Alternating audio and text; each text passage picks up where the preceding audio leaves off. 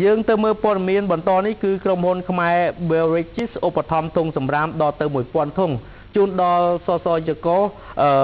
នៅឯខេត្តសៀមរាបសម្រាប់គេដាក់សម្រាមនៅក្នុងព្រឹត្តិការណ៍អង្គរសង្ក្រាន្តបុណ្យចូលឆ្នាំថ្មីនេះក្រុមហ៊ុនខ្មែរ Beverages បានឧបត្ថម្ភធុងសម្រាមជូនដល់រដ្ឋបាលខេត្តសៀមរាបសម្រាប់ប្រើប្រាស់នៅក្នុងតំបន់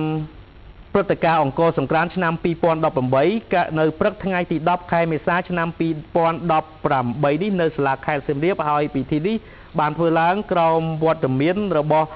ឯកឧត្តម ខឹម ប៊ុនសុង អភិបាលនៃគណៈអភិបាលខេត្តសៀមរាបរួមនឹងឯកឧត្តម ហ៊ុនម៉ាណីដែលជាប្រធានសហភាពយុវជនកម្ពុជាដែលជាអ្នករៀបចំនិងដឹកនាំព្រឹត្តិការណ៍អង្គរសង្ក្រាន្តនៅក្នុងខេត្តសៀមរាបនេះបាទលោកលៀងពៅឬក៏ភីតូលៀងដែលជាអគ្គនាយកក្រុមហ៊ុនខ្មែរ Beverages មានប្រសាសន៍ថាការគ្រប់គ្រងសម្រាមជាពិសេសក្នុងព្រឹត្តិការណ៍អង្គរសង្ក្រាន្តគឺជាកិច្ចការដ៏សំខាន់មួយដែលរដ្ឋបាលខេត្តសៀមរាបនិងសហភាពសហព័ន្ធយុវជនកម្ពុជាតែងតែយកចិត្តទុកដាក់ខ្ពស់ហើយក្រុមហ៊ុនខ្មែរ Beverages ពិតជាមានមោទនភាពនៅក្នុងឆ្នាំនេះដែលយើងអាចចូលរួមចំណែកសម្រាប់បន្ទុកនេះបានមួយកម្រិតជាមួយនឹងអាជ្ញាធរខេត្តសៀមរាបផងដែរតាមការរំពឹងទុករបស់សហភាពសហព័ន្ធយុវជនកម្ពុជាអង្គរសង្ក្រាន្តឆ្នាំនេះគឺអាចនឹងគេហៅថាតាក់ទាញទេសចរជាតិអន្តរជាតិយ៉ាងតិច1លាន3សែននាក់មកទឹកដីអង្គរដែលជាហេតុធ្វើឲ្យការគ្រប់គ្រងសម្រាមគឺជាកត្តាសំខាន់មួយមិនអាចមើលរំលងក្រៅពីធុងសម្រាមទាំង100ធុងក្រុមហ៊ុនខ្មែរ Beverages ក៏បានបញ្ជូនរថយន្តសម្អាតផ្លូវធន់ធ្ងន់គឺចំនួន2គ្រឿងដើម្បី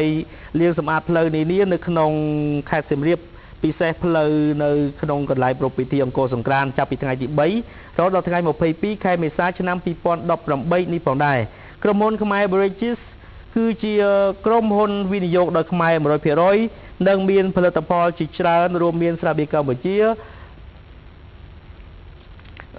ស្រាបៀរ Strawberry Black ស្រាបៀរ Kudo ទឹកបរិសុទ្ធកម្ពុជាភេសជ្ជៈពៅកម្លាំង Work ភេសជ្ជៈ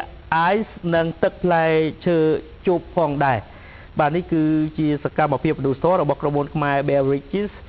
បានផ្ដល់ធុងសម្រាម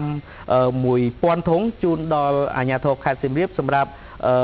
ដាក់ទុកសម្រាមជូនដល់សម្រាប់ភ្ញៀវទេសចរដែលមកទស្សនាតំបន់សៀមរាបអង្គរហើយត្រូវការចោលសម្រាមអីឲ្យមានសណ្ដាប់ធ្នាប់ល្អបាទអរគុណទស្សនិកជនយើងបញ្ចប់ព័ត៌មានជាតិ